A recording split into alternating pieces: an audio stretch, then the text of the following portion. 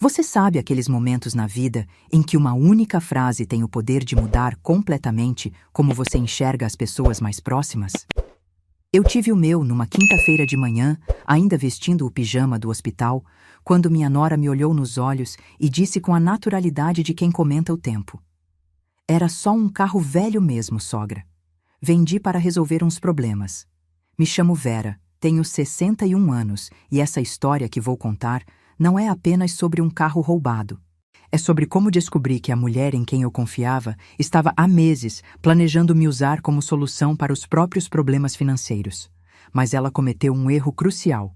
Subestimou uma professora aposentada que aprendeu ao longo da vida que precaução nunca é demais. Era uma segunda-feira de março, quando senti o primeiro aperto no peito. Não era dor do coração, era aquela sensação de que algo estava errado com minha respiração.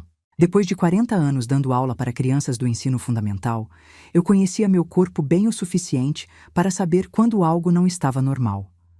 A tosse seca que havia começado no fim de semana tinha evoluído para algo mais sério. Liguei para o Rafael, meu filho único, às 7 da manhã. "Filho, acho que preciso ir ao hospital. Não estou conseguindo respirar direito." A voz dele mudou imediatamente de sono para preocupação genuína.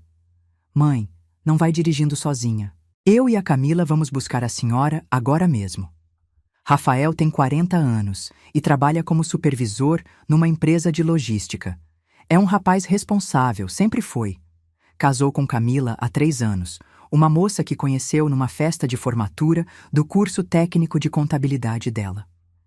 Ela é bonita, tem 28 anos, cabelos loiros sempre impecáveis e um jeito de falar que soa educado, mas às vezes carrega uma pontinha de impaciência mal disfarçada. Quando eles chegaram em casa, Camila foi a primeira a sair do carro. "Sogra, como a senhora está? Que susto!" Ela me abraçou com aquele cuidado exagerado que sempre me deixava um pouco desconfortável, como se eu fosse feita de cristal. Rafael pegou uma pequena mala que eu havia preparado e me ajudou a entrar no carro dele. Durante o trajeto até o hospital, eles conversaram entre si sobre horários de trabalho, sobre quem ia fazer o quê. "Mãe, a senhora não se preocupe com nada em casa", disse Rafael pelo retrovisor.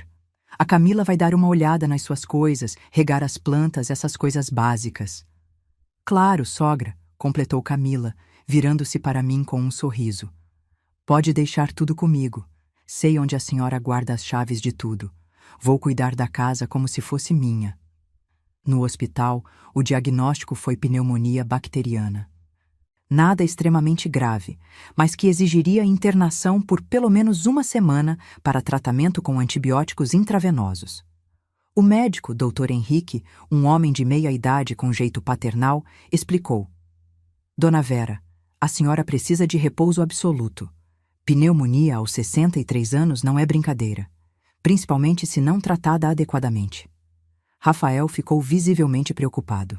Camila manteve aquela expressão de cuidado estudado, mas percebi como seus olhos se iluminaram quando o médico mencionou uma semana de internação. Na época, atribuí essa reação à preocupação.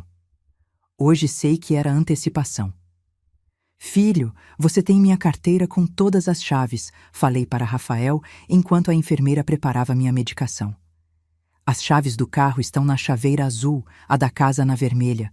Só peçam para o Sr. Antônio, meu vizinho, dar uma olhada de vez em quando." "Mãe, não se preocupe com essas coisas agora", disse Camila se adiantando. "Eu vou todos os dias lá. Vou cuidar de tudo, das plantas, da correspondência. Vou até dar uma geral na limpeza para quando a senhora voltar a encontrar tudo organizado." Durante a semana no hospital, eles me visitavam diariamente. Camila sempre trazia flores frescas e notícias de casa. "Sogra, reguei todas as plantas, peguei a correspondência, até dei uma arrumada nos seus papéis que estavam meio bagunçados na mesa da cozinha." Eu agradecia, tocada pelo cuidado, sem imaginar que cada visita era um relatório do inventário que ela estava fazendo dos meus bens. Rafael parecia mais tenso a cada dia. Inicialmente pensei que era preocupação comigo, mas Camila sempre desconversava quando eu perguntava se estava tudo bem. "É só o trabalho dele, sogra. Anda muito estressado, mas nada que não se resolva. Na segunda-feira seguinte, meu último dia de internação, recebi alta médica pela manhã. Rafael não podia me buscar porque tinha uma reunião importante no trabalho, então Camila se ofereceu para ir sozinha. Deixa que eu resolvo tudo, sogra. É só assinar os papéis e pronto. Durante o trajeto de volta para casa, Camila estava estranhamente animada. Conversava sobre amenidades, sobre como eu ia me sentir bem em casa novamente, sobre os cuidados que precisaria ter. Sogra, a senhora vai ver como deixei tudo organizadinho. Até dei uma mexida no seu quarto, mudei alguns móveis de lugar para ficar mais prático. Quando chegamos em casa, a primeira coisa que notei foi o silêncio na garagem. Meu Honda Civic 2015, azul marinho, que costumava estar estacionado ali, havia desaparecido. Senti um frio na barriga, mas mantive a calma. Camila, cadê meu carro? Ela parou de mexer nas bolsas e me olhou com aquela expressão que agora reconheço como sendo a de alguém que foi pega de surpresa, mas que já tinha uma desculpa preparada. Ah, sogra, sobre isso? Ela suspirou teatralmente. O Rafael levou para fazer uma revisão. A senhora sabe como ele é cuidadoso com essas coisas. Algo na forma como ela falou não me convenceu, mas eu estava cansada da internação e ainda um pouco debilitada pela pneumonia. Que bom que ele pensou nisso. Quando ele vai trazer de volta? Logo, logo. Não se preocupe com isso agora. A senhora precisa descansar. Foi só no sábado, quando Rafael veio me visitar sozinho, que a verdade começou a emergir. Ele estava visivelmente nervoso, evitava meu olhar e respondia perguntas com monossílabos. Filho, como foi a revisão do carro? Deu algum problema?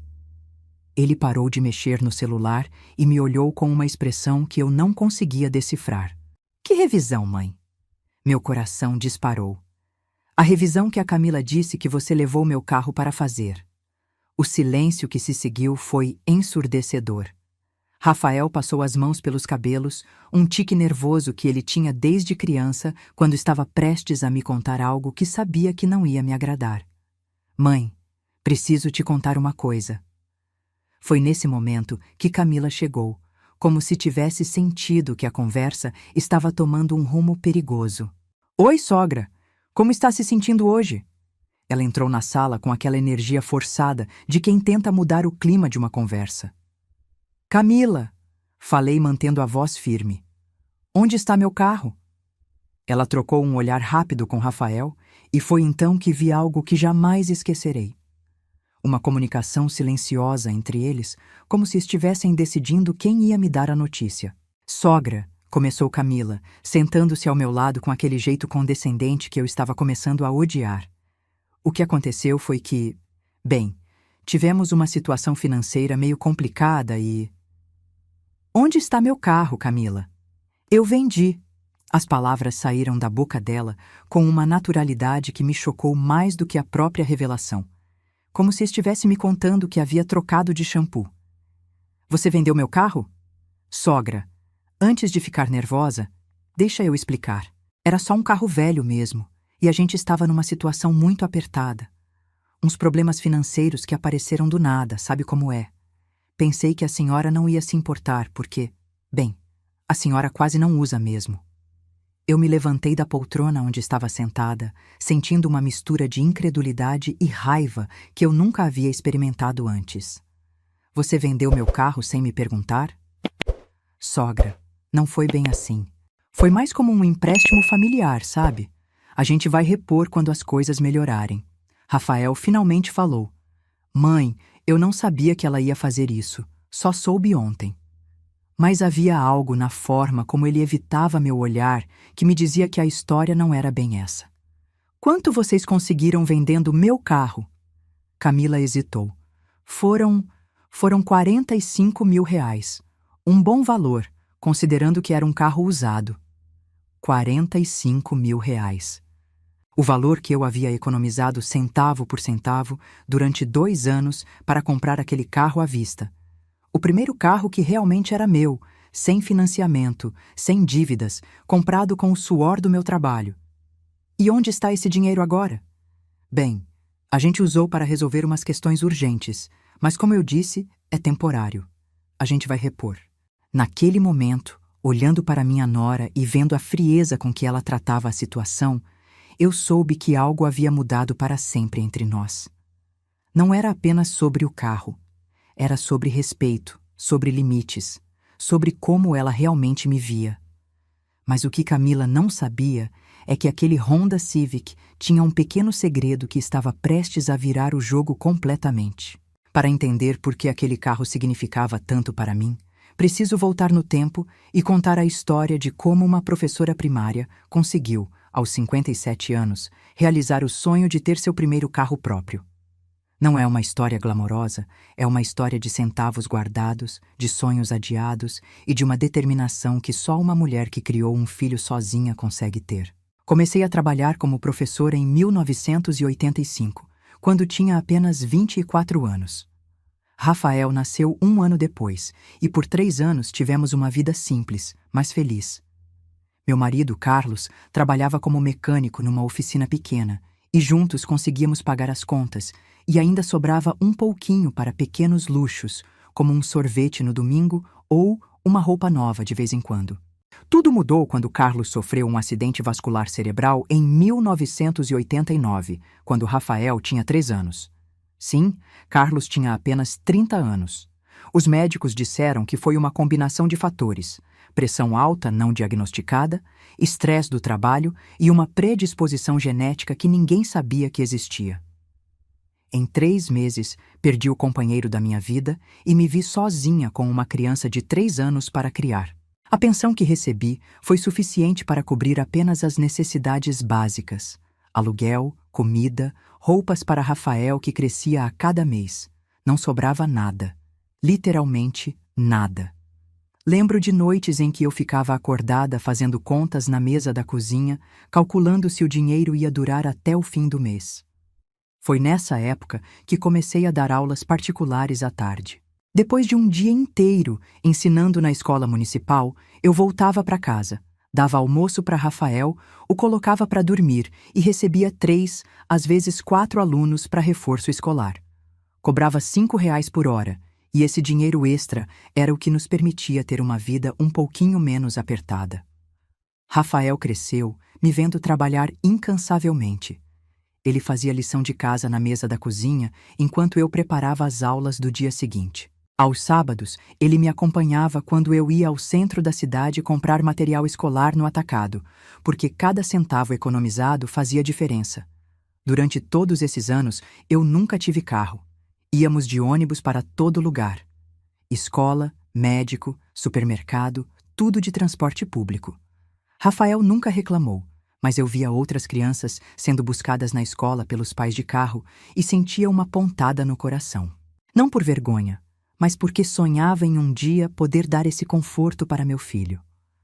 Quando Rafael completou 18 anos e passou no vestibular para engenharia, eu chorei de alegria. Todos aqueles anos de sacrifício tinham valido a pena.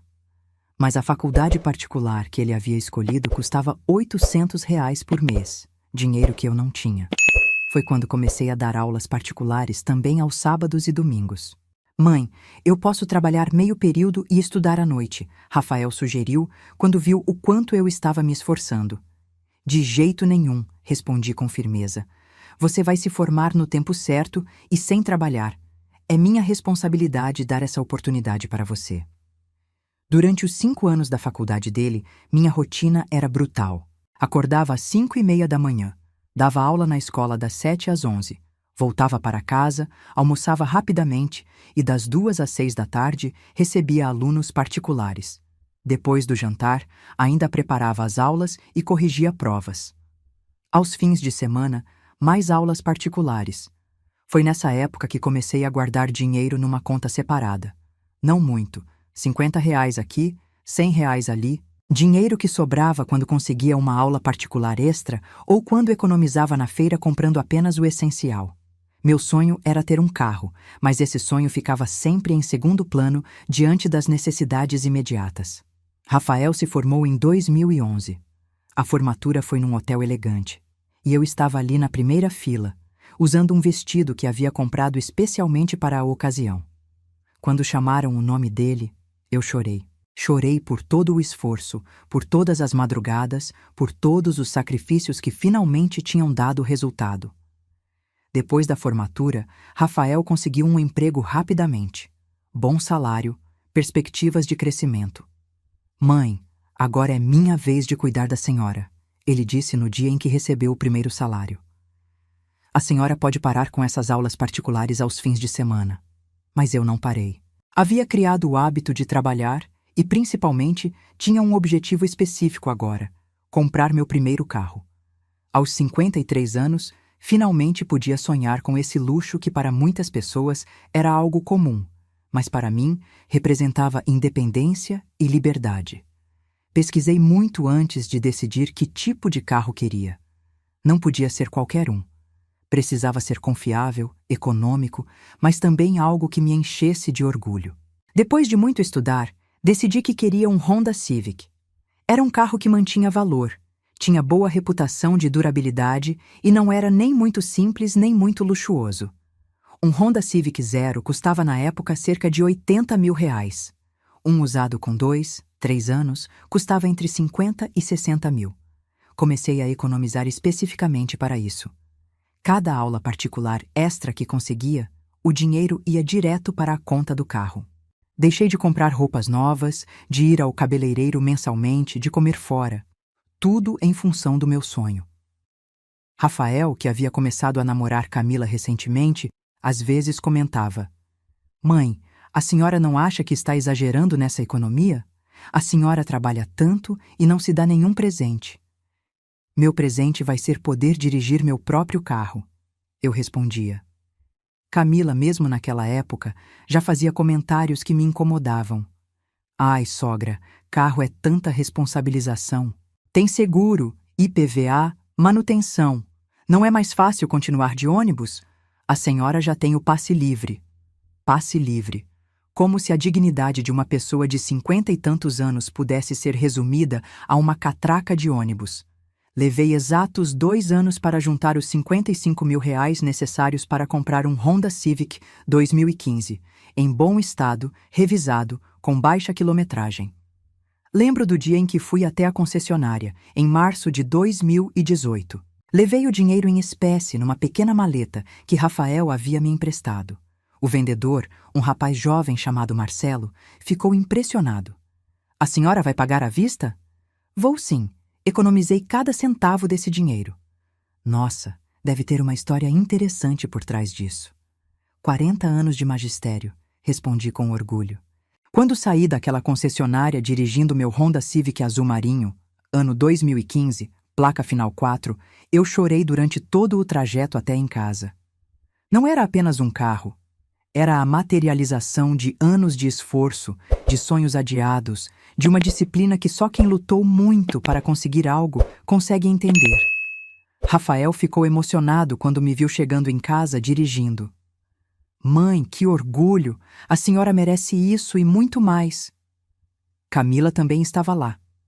Ela deu os parabéns, mas percebi algo estranho na forma como olhava para o carro. Não era admiração, era avaliação. Como se estivesse calculando mentalmente o valor daquele bem. Nos 6 anos seguintes, aquele carro foi meu companheiro fiel. Eu o tratava como um filho. Levava para revisão em dia, lavava toda semana, não deixava ninguém dirigir. Era meu maior orgulho e minha conquista mais significativa. Rafael casou com Camila em 2021. Uma cerimônia bonita, onde eu cheguei dirigindo meu próprio carro, usando um vestido novo que havia comprado especialmente para a ocasião. Pela primeira vez na vida, me senti realmente independente. Foi depois do casamento que Camila começou a fazer comentários mais frequentes sobre o carro. Sogra, a senhora não acha perigoso dirigir nessa idade? E se der algum problema na estrada? Ou então, nossa, que caro deve ser manter um carro desses. Seguro, IPVA, combustível, deve dar uma fortuna por mês. Eu sempre respondia educadamente, mas por dentro ficava incomodada. Principalmente porque Rafael nunca me defendia nesses momentos. Ele apenas ouvia em silêncio, como se concordasse com a esposa. Agora, sentada na minha sala, processando o que havia acabado de descobrir. Tudo fazia sentido. Camila não estava preocupada com minha segurança no trânsito. Ela estava avaliando o valor do meu carro, planejando como poderia se apropriar dele quando surgisse uma oportunidade. E a oportunidade surgiu quando eu fiquei internada com pneumonia, vulnerável e dependente da boa vontade deles para cuidar das minhas coisas. Mas o que ela não sabia é que uma professora que trabalhou a vida inteira aprende a ser precavida. E eu havia tomado uma precaução que estava prestes a mudar completamente essa história. Agora que eu sabia que meu carro havia sido vendido sem minha autorização, comecei a relembrar todos os sinais que havia ignorado ao longo dos últimos 2 anos. Pequenas humilhações que, na época, atribuía a diferenças geracionais ou a um jeito indelicado de Camila se expressar. Hoje percebo que era um padrão deliberado de desrespeito, uma forma sistemática de me diminuir para justificar futuras decisões tomadas sobre minha vida sem minha participação. A primeira vez que realmente me incomodei com o comportamento de Camila foi durante o almoço de Dia das Mães de 2022. Rafael havia me convidado para almoçar na casa deles, um apartamento pequeno, mas bem decorado que eles haviam alugado depois do casamento. Eu cheguei dirigindo meu Honda Civic, como sempre, e estacionei na vaga de visitantes do prédio. Sogra, que bom que a senhora conseguiu chegar sem problemas. Foi a primeira coisa que Camila disse quando abriu a porta. Como se dirigir 5 quilômetros fosse uma façanha épica para uma mulher de 61 anos. Durante o almoço, ela começou a fazer comentários aparentemente inocentes. Ai, sogra, não deve ser fácil dirigir nessa idade, né? Minha avó parou de dirigir aos 60 porque ficou com medo. Eu não tenho medo algum de dirigir, Camila. Dirijo há 6 anos sem nenhum problema. Mas sabe como é, né? Com a idade a gente perde um pouco dos reflexos. E esse carro, então, nossa, tão grande, não seria mais prático um carrinho menor? Rafael, que estava servindo o vinho, apenas sorriu e mudou de assunto. Na época, pensei que ele estava evitando conflito. Hoje percebo que ele estava acostumado com esses comentários da esposa e os considerava normais. A segunda situação que me marcou foi quando eles vieram jantar em casa alguns meses depois. Camila chegou carregando uma sacola de supermercado. Trouxe umas coisinhas para o jantar, sogra. Uns temperos mais modernos, umas coisas que a senhora pode não conhecer. Ela esvaziou a sacola na minha cozinha. Azeite extra virgem, vinagre balsâmico, sal rosa do Himalaia, páprica defumada. Produtos caros que ela sabia que eu não comprava porque estava economizando para manter o carro. Nossa, sogra, a senhora só tem essas coisas básicas na despensa. Precisa modernizar um pouquinho a alimentação, né? Essas coisas industrializadas não fazem bem para pessoas da sua idade. Peguei o sal rosa que custava R$ 15 e pensei nos R$ 2 que eu gastava com sal comum. A diferença daria para comprar pão para uma semana. Obrigada, querida, mas eu gosto das minhas coisas básicas. Ai, sogra, mas a senhora precisa se cuidar melhor. Investir na saúde, na alimentação. Que adianta ter um carro bonito se não cuida da alimentação? Novamente, Rafael não disse nada. Apenas sorriu e elogiou o tempero que a esposa havia trazido. O padrão se intensificou no ano seguinte. Camila começou a questionar meus gastos de forma mais direta. Numa visita em fevereiro de 2023, ela viu as contas do carro em cima da mesa da cozinha. Nossa, sogra, quanto a senhora gasta por mês com esse carro? Por que a curiosidade? Não, é que eu estava calculando aqui. Ela pegou as contas sem pedir permissão. Seguro, 450 por mês. IPVA no começo do ano, 1.200. Revisão de 6 em 6 meses, R$ 300. Combustível deve dar uns 600 por mês porque a senhora sai pouco. Fez as contas na calculadora do celular. Dá quase R$ 2.000 por mês, sogra. É quase um salário mínimo. E daí? Daí que com R$ 2.000 por mês a senhora podia fazer tanta coisa. Viagens, roupas, tratamentos de beleza, ou então investir, render na poupança. Camila, Eu trabalho há quase 40 anos para poder ter esse carro. É uma escolha minha. Ai, mas é que a senhora pensa só no presente, né? E o futuro? E se precisar de um dinheiro para alguma emergência médica? Carro não é investimento, sogra, é só gasto. Rafael, que escutava a conversa da sala, gritou: Mãe, deixa a Camila falar. Ela entende de finanças, fez um curso técnico em contabilidade. Um curso técnico em contabilidade, como se isso a qualificasse para decidir como eu deveria gastar o dinheiro que ganhei com 40 anos de trabalho. A situação ficou ainda mais constrangedora quando eles começaram a me visitar com mais frequência, sempre com alguma sugestão sobre como eu poderia otimizar meus gastos. Camila trazia revistas sobre investimentos, folhetos de planos de previdência privada, até cartões de crédito de lojas. Sogra, olha que interessante esse cartão aqui. A senhora pode parcelar compras e ainda ganha pontos. Muito melhor do que ficar gastando à vista com tudo. Eu prefiro pagar à vista, Camila. Não gosto de dívidas. Ai, mas isso é mentalidade antiga, sogra. Hoje em dia todo mundo usa cartão. É mais prático, mais seguro. Para você pode ser. Para mim não é. É que a senhora não entende como funciona o mercado financeiro moderno. Ficar com dinheiro parado na poupança é burrice. Tem que fazer o dinheiro trabalhar. A palavra burrice me atingiu como um tapa. Uma professora aposentada sendo chamada de burra por uma jovem de 20 e poucos anos que nunca trabalhou um dia sequer para ter algo próprio. Rafael, como sempre, não disse nada. Apenas concordou com a cabeça quando Camila explicava sobre educação financeira e planejamento de investimentos. Foi em setembro do ano passado que a situação se tornou mais invasiva. Camila começou a aparecer em casa quando Rafael não estava, sempre com alguma desculpa. Oi, sogra. Vim buscar um livro de receitas que o Rafael disse que a senhora tem. Oi, sogra. Estava passando aqui perto e resolvi dar uma passadinha para ver como a senhora está. Oi, sogra. Trouxe um bolo que fiz, pensei que a senhora ia gostar.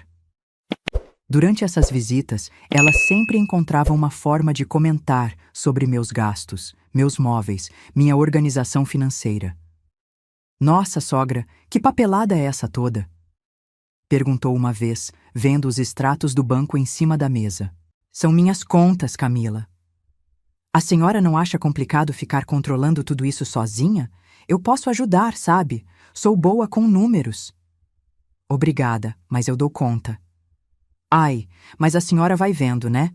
Com a idade, essas coisas vão ficando mais difíceis. É melhor ir se acostumando a aceitar ajuda.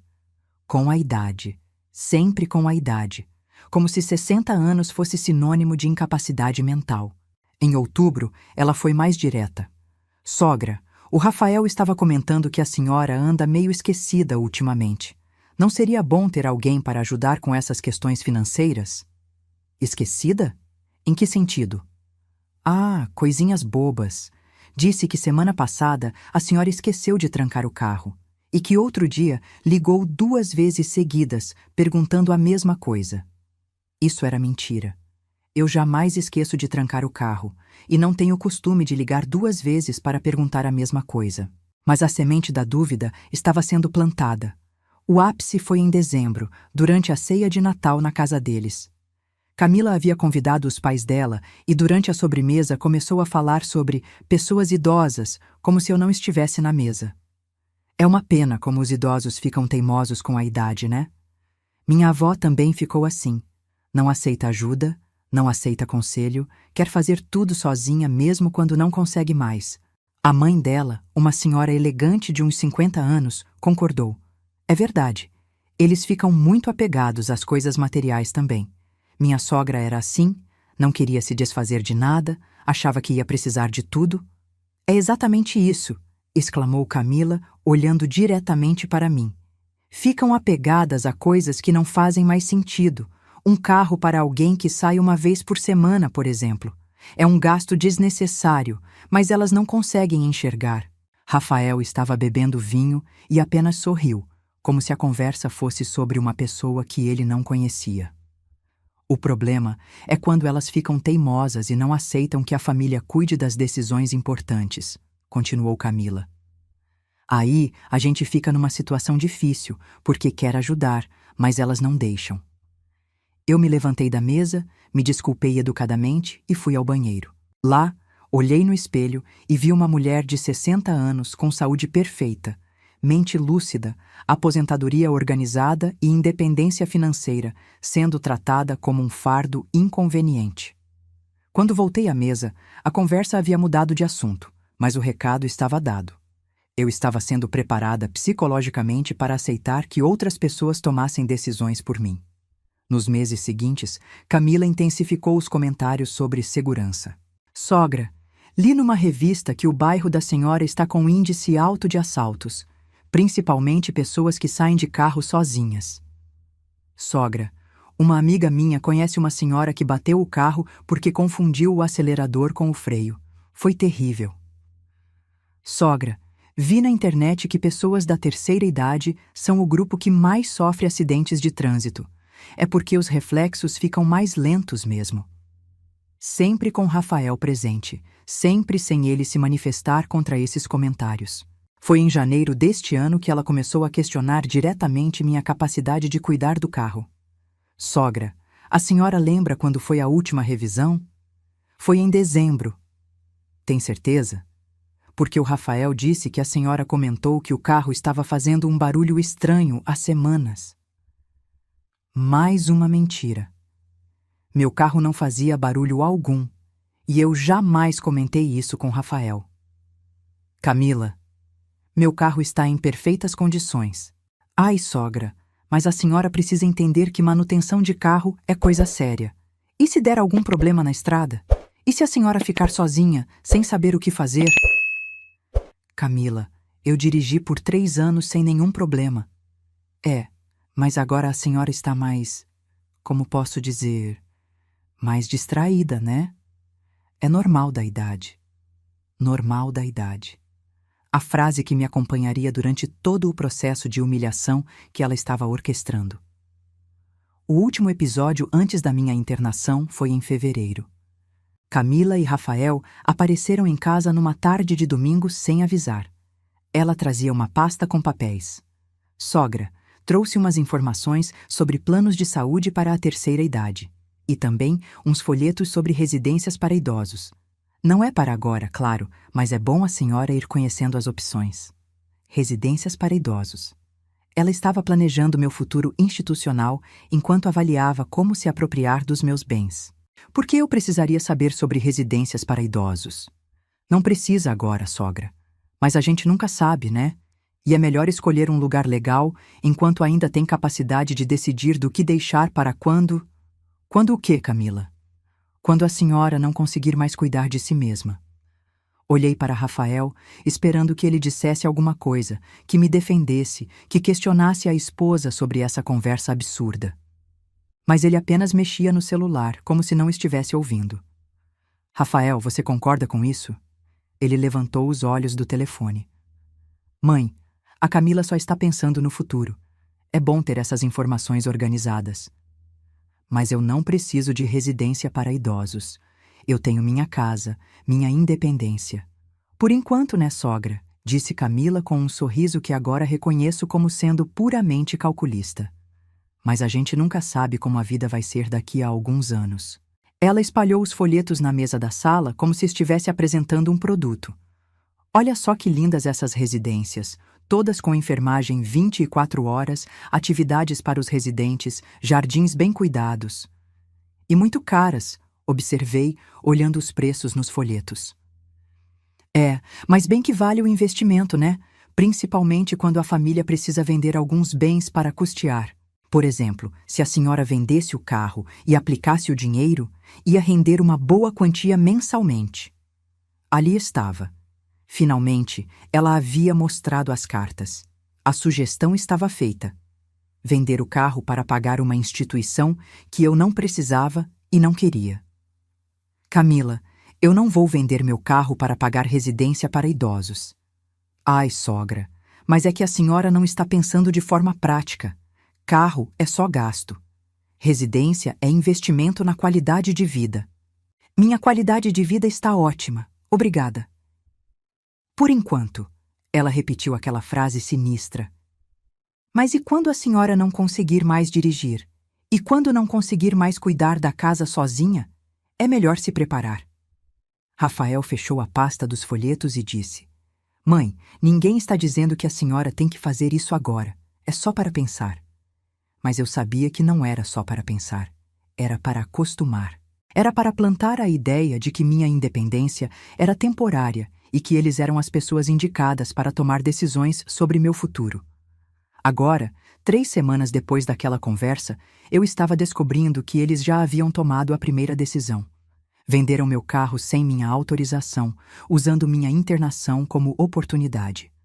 Enquanto Rafael e Camila ainda estavam na minha sala tentando justificar o injustificável, eu comecei a perceber que aquela traição não foi impulsiva. Foi planejada.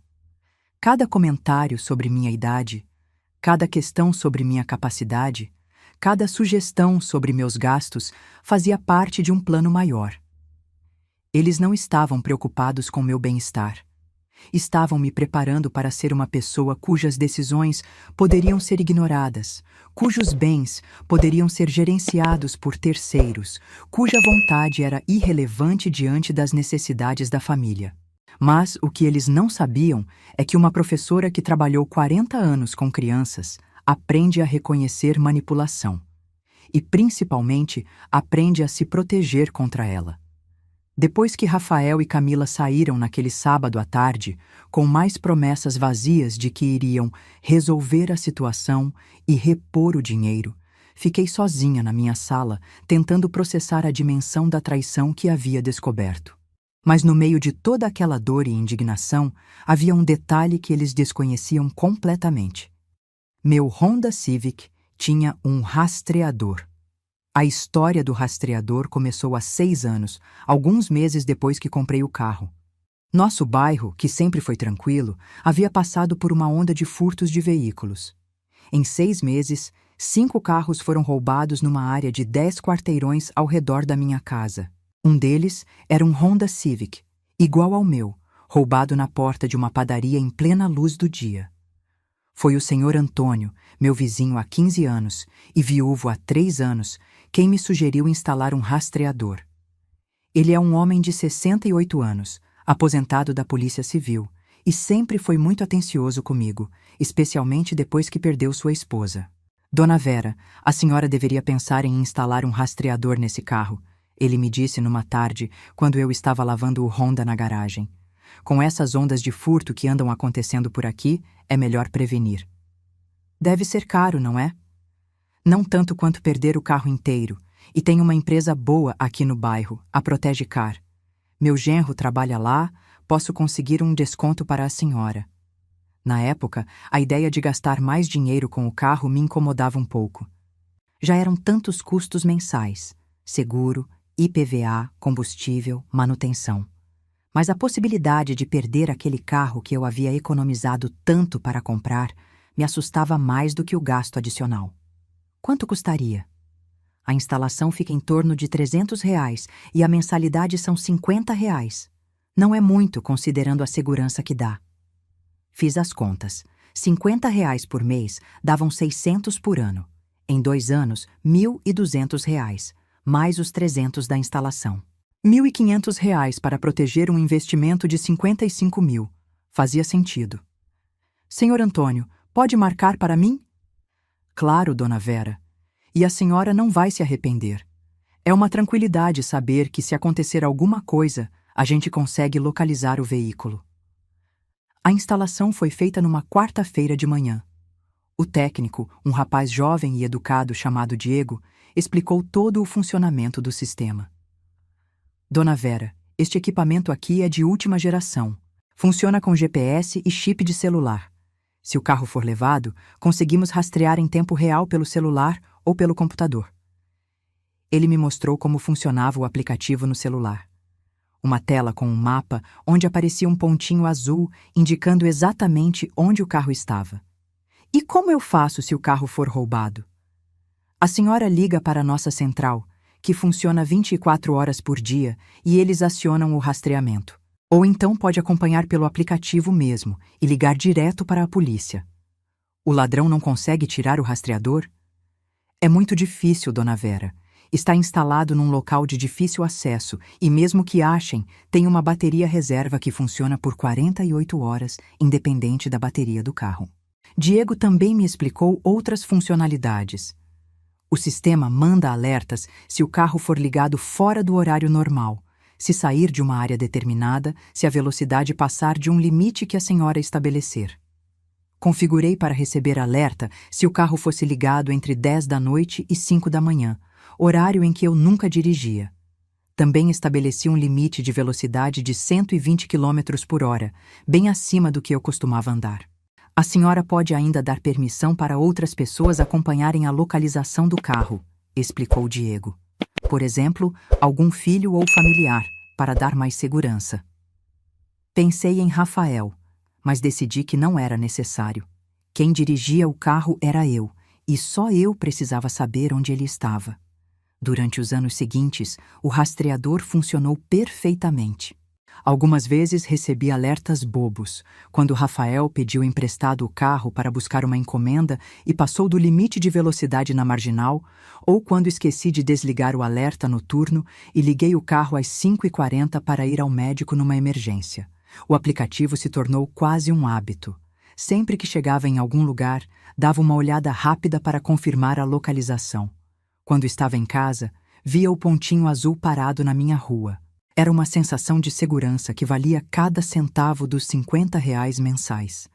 Rafael e Camila sabiam da existência do rastreador, obviamente. Rafael havia me acompanhado no dia da instalação e depois explicou para Camila como funcionava quando eles ainda estavam namorando. Algumas vezes ele havia comentado sobre os alertas que eu recebia. Mas o que eles não sabiam é que eu ainda tinha acesso total ao sistema. Naquele sábado à noite, depois que eles saíram de casa com aquela conversa evasiva sobre resolver a situação, fui até o meu quarto e peguei o celular. Meus dedos tremiam quando abri o aplicativo da Protege Car. Digitei meu usuário e senha. O sistema carregou lentamente e então apareceu o mapa. Meu coração disparou quando vi a localização.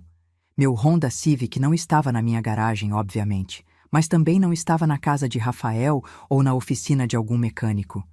O pontinho azul estava parado num endereço que eu não reconhecia. Avenida das Nações, 1547, Setor Central. Cliquei no endereço para obter mais informações. A localização mostrava uma área comercial, próxima ao centro da cidade. Usei o Google Maps para pesquisar o endereço específico. Era uma concessionária de veículos usados, Automax seminovos. Meu carro não estava numa oficina para revisão, estava numa concessionária, exatamente como Camila havia confessado. Ela o havia vendido. Sentei na cama, olhando para a tela do celular, e pela primeira vez desde que descobri a traição, sorri. Não era um sorriso de alegria, era um sorriso de quem acabou de encontrar a carta que faltava para ganhar o jogo. Passei a noite acordada, checando o aplicativo a cada hora. O carro continuava no mesmo lugar. Provavelmente estava no pátio da concessionária, esperando para ser vendido para algum cliente desavisado. No domingo de manhã, liguei para a central da Protege Car. Atendeu uma moça chamada Juliana, com voz profissional e atenciosa. Bom dia, aqui é a Vera Santana, cliente do rastreador. Gostaria de verificar a localização do meu veículo. Claro, dona Vera. Só um momentinho. Está aparecendo aqui na Avenida das Nações, 1547. O veículo está parado há aproximadamente 36 horas nessa localização. É isso mesmo. Eu gostaria de saber se é possível obter um relatório completo dos deslocamentos do veículo nos últimos 7 dias. Perfeitamente. Posso enviar por e-mail. Seria para investigação de uso indevido? Exatamente. Certo. Vou enviar o relatório em até 2 horas. Também posso ativar o modo de rastreamento contínuo, se desejar. Assim a senhora recebe alertas em tempo real de qualquer movimento. Pode ativar, por favor. Desliguei o telefone com uma sensação de controle que não sentia desde quinta-feira, quando descobri que meu carro havia sumido. Agora eu tinha informações que Rafael e Camila não sabiam que eu possuía. O relatório chegou por e-mail 1 hora depois. Era detalhado e revelador. Mostrava que na quarta-feira, dia em que eu estava internada, meu carro saiu da minha garagem às 9h15 da manhã. Percorreu vários endereços na cidade. Um shopping center, onde ficou por 2 horas, depois uma rua residencial que reconheci como sendo a do casal de amigos de Camila, e finalmente a concessionária, onde chegou às 4h20 da tarde. Na quinta-feira, o carro saiu da concessionária às 10 da manhã, circulou pela cidade durante algumas horas, passou por um banco e retornou à concessionária às 3 da tarde, onde estava desde então. O padrão era claro. Camila havia levado o carro para a avaliação na quarta-feira, provavelmente visitou amigos para se gabar da boa negociação que havia feito e na quinta-feira voltou para finalizar a venda. Mas o detalhe mais importante estava na última página do relatório: o histórico de velocidade. Durante todo o período, o carro não havia ultrapassado 80 km por hora, bem dentro do limite que eu havia estabelecido. Isso significava que quem estava dirigindo sabia sobre o rastreador e estava tomando cuidado para não disparar alertas. Camila havia dirigido meu carro com cuidado, justamente para não me alertar sobre o que estava fazendo. Ela sabia sobre o rastreador, mas não sabia que eu podia acompanhar tudo pelo aplicativo. No domingo à tarde, decidi investigar pessoalmente. Peguei um táxi e pedi para o motorista me levar até a Automax Seminovos. Era uma concessionária de médio porte, com uns 20 carros expostos no pátio frontal. "Pode me esperar aqui?" Pedi para o taxista. "Vou dar uma olhada rápida e já volto." Caminhei pelo pátio procurando meu Honda Civic. Encontrei na segunda fileira. Azul marinho, ano 2015, placa final 4. Era ele, sem nenhuma dúvida. Tinha até o adesivo da Protege Car no vidro traseiro, que eu havia colocado para desencorajar tentativas de furto. Um vendedor se aproximou. "Boa tarde. Interessada no Civic?" "Estou dando uma olhada. Qual o preço?" 48 mil. É um carro em excelente estado, baixa quilometragem, sempre foi de uma única dona. Uma senhora muito cuidadosa. 48 mil reais. Camila havia me dito que conseguiu 45 mil, mas o carro estava sendo vendido por 48 mil. Ou ela havia mentido sobre o valor, ou havia concordado com um preço abaixo do mercado para facilitar a venda rápida. "Posso ver os documentos?" "Claro! Está tudo certinho. Inclusive o rastreador está incluso no preço, já está instalado e funcionando." O vendedor me mostrou a documentação. Meu nome ainda constava como proprietária anterior e havia um termo de transferência assinado por mim. Meu coração disparou. Alguém havia falsificado minha assinatura. "Posso ver melhor essa assinatura?" Pedi, tentando manter a voz calma. O vendedor me mostrou o documento. Era uma imitação grosseira da minha assinatura. Quem conhecesse minha letra original perceberia imediatamente a diferença. "Quando foi feita essa transferência?" "Quinta-feira passada. A proprietária veio aqui com a filha, uma moça loira, muito simpática. Disse que a mãe estava doente e não podia vir pessoalmente. Camila havia se passado por minha filha e havia falsificado minha assinatura para vender meu carro." "E onde está a proprietária agora?" perguntei, fingindo ser uma compradora curiosa. "Ah, não sei. A filha dela que resolveu tudo. Disse que a mãe precisava do dinheiro para umas questões de saúde." Voltei para o táxi com informações suficientes para destruir completamente a versão que Camila havia me contado. Ela não havia vendido o carro por impulso ou por estar numa situação financeira desesperadora. Havia planejado tudo. Falsificou minha assinatura, se passou por minha filha e inventou uma história sobre problemas de saúde para sensibilizar o vendedor. Durante o trajeto de volta para casa, comecei a planejar minha estratégia. Eu tinha todas as evidências, o rastreador mostrando exatamente quando e onde o carro foi levado, o relatório detalhado dos deslocamentos, a localização atual na concessionária e, principalmente, eu ainda era a proprietária legal do veículo. Camila e Rafael achavam que estavam lidando com uma senhora de 61 anos, ingênua e vulnerável, que aceitaria qualquer explicação e perdoaria qualquer traição em nome da harmonia familiar. Eles estavam prestes a descobrir que se enganaram completamente. Na segunda-feira de manhã, Acordei com a determinação de uma mulher que havia decidido lutar pelo que era seu.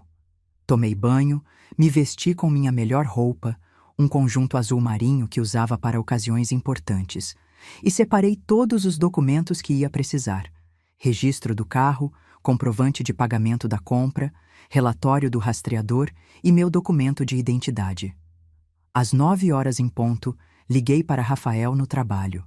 Oi, mãe. Como está se sentindo hoje? Estou bem, filho. Preciso que você venha aqui em casa agora. Agora? Mãe, eu estou no trabalho. Tem alguma emergência? Sim, tem. E traga a Camila junto. Mas, mãe... Rafael, é urgente. Venham agora. Desliguei antes que ele pudesse argumentar. Sabia que ele viria. O tom da minha voz havia deixado claro que não era um convite, era uma convocação. Eles chegaram 1 hora depois, ambos com expressões preocupadas. Rafael havia saído do trabalho alegando problema familiar e Camila estava visivelmente nervosa. Mãe, o que aconteceu? A senhora está bem? Perguntou Rafael assim que entraram. Sentem-se, falei, apontando para o sofá. Temos assuntos sérios para resolver. Camila se sentou na ponta do sofá, como se estivesse pronta para sair correndo a qualquer momento. Rafael ficou ao lado dela, ainda de pé. Antes de mais nada, comecei tirando o celular do bolso. Quero que vocês vejam uma coisa. Abri o aplicativo do rastreador e mostrei a tela para eles. O pontinho azul estava exatamente onde eu esperava, na concessionária Automax Seminovos. Camila, você pode me explicar por que meu carro está numa concessionária de usados? O rosto dela perdeu a cor instantaneamente. Rafael olhou para a tela do celular, depois para a esposa, depois para mim, claramente confuso. Eu posso explicar, balbuciou Camila. Ótimo, estou ouvindo. É que, bem, a situação estava muito complicada mesmo, e eu pensei que a senhora não ia se importar porque... Camila, interrompi, você mentiu para mim. Disse que Rafael havia levado o carro para fazer revisão. Depois admitiu que vendeu, mas disse que foi por uma emergência financeira. Agora eu descobri que você planejou tudo. Rafael se sentou pesadamente ao lado da esposa. Camila, que história é essa? Você me disse que sua mãe tinha concordado em vender o carro. Eu disse o quê? Perguntei, olhando diretamente para meu filho. Ela me disse que vocês duas tinham conversado e que a senhora havia concordado em vender porque estava precisando de dinheiro para umas questões de saúde. Agora era minha vez de ficar sem cor. Rafael, você achou normal sua mãe vender o carro que economizou 2 anos para comprar sem nem te avisar? Não, eu achei estranho, mas a Camila disse que a senhora queria fazer uma surpresa, que ia usar o dinheiro para uma cirurgia de catarata particular. Cirurgia de catarata. Camila havia inventado um problema de saúde inexistente para justificar a venda do meu carro para meu próprio filho. Rafael, eu não tenho catarata. Nunca tive problema algum de visão. E jamais concordaria em vender meu carro sem conversar com você antes. Ele se virou para Camila com uma expressão que eu nunca havia visto antes. Era mistura de incredulidade, raiva e decepção. Camila, que mentira é essa? Por que você disse que minha mãe tinha catarata?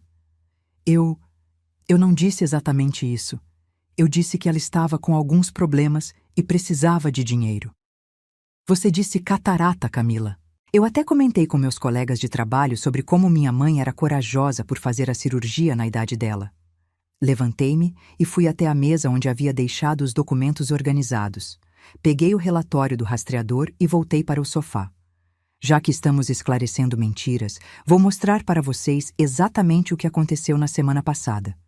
Estendi o relatório para Rafael. Este é o registro completo de todos os deslocamentos do meu carro desde que foi retirado da minha garagem. Rafael leu em silêncio, com o rosto ficando cada vez mais sério. Camila, está escrito aqui que o carro foi para o shopping, depois para a casa dos seus amigos e só então para a concessionária. Que história é essa de emergência financeira? É que eu precisava resolver algumas coisas antes. Que coisas? Perguntei. Camila começou a chorar. Não eram lágrimas de arrependimento. Eram lágrimas de quem foi pega em flagrante. Eu estava com dívidas no cartão de crédito. Muitas dívidas. E o Rafael não sabia. Rafael se levantou como se tivesse levado um choque elétrico. Que dívidas? De quanto? Uns 50 mil reais. 50 mil reais? Ele gritou. E você não me contou? Eu não queria te preocupar. Você já anda tão estressado com o trabalho e consegui vários cartões usando sua renda como referência, aumentando os limites aos poucos. Interceptava as correspondências para você não saber. E você achou que a solução era roubar o carro da minha mãe? Eu não roubei, eu peguei emprestado, ia repor o dinheiro. Pegou emprestado? Me levantei da poltrona. Camila, você falsificou minha assinatura. Eu estive na concessionária ontem, vi os documentos. O silêncio que se seguiu foi quebrado apenas pelo som do choro dela. Rafael estava de pé no meio da sala, passando as mãos pelos cabelos, claramente tentando processar a dimensão da traição da esposa. Mãe, eu juro que não sabia de nada disso, ele disse finalmente. Se eu soubesse que ela tinha forjado sua assinatura... Rafael, sua esposa não apenas falsificou minha assinatura. Ela se passou por minha filha na concessionária. Inventou uma história sobre eu estar doente e precisar de dinheiro para tratamento médico. Camila parou de chorar abruptamente. Tá, chega. Vocês estão fazendo um drama desnecessário. Era só um carro velho mesmo. Não é como se eu tivesse vendido alguma coisa importante. A frieza com que ela disse isso me deixou gelada. Para ela, meu carro realmente não tinha importância nenhuma. Era apenas um objeto que poderia ser convertido em dinheiro para resolver seus problemas. Só um carro velho? Repeti. Camila, eu trabalhei 2 anos para juntar o dinheiro desse carro. Cada centavo foi economizado com sacrifício. Ai, sogra, mas a senhora exagera tudo. É só um carro. Dá para comprar outro. Com que dinheiro? Com os meus 45 mil reais que você gastou pagando dívidas de cartão de crédito? Olha, não foram 45 mil, foram 48 mil. E eu não gastei tudo com cartão, não. Rafael se aproximou dela. Como assim não foram 45? Você me disse que conseguiu 45 mil. É que, bem, eu consegui 48, mas usei 3 mil para umas coisinhas que eu precisava. Que coisinhas? Perguntei. Camila hesitou antes de responder. Uma bolsa que eu estava namorando há meses, e uns cosméticos, e uma sapatilha. A sala ficou em silêncio absoluto. Ela havia vendido meu carro e usado parte do dinheiro para comprar bolsa, cosméticos e sapatos. Rafael se afastou dela como se tivesse descoberto que ela era uma estranha. Camila, você vendeu o carro da minha mãe e gastou o dinheiro em bolsa? Não foi só bolsa. Foram 3 mil reais só. O resto eu usei para pagar o cartão, como eu disse. 3 mil reais, repeti devagar. Você usou 3 mil reais do meu carro para comprar coisas supérfluas. Não eram supérfluas, eu precisava dessas coisas. Minha bolsa estava toda gasta e eu não tinha nenhum cosmético bom. Uma mulher precisa se cuidar. Rafael se virou para mim com os olhos cheios de lágrimas. Mãe, eu não sabia. Eu juro por Deus que não sabia de nada disso.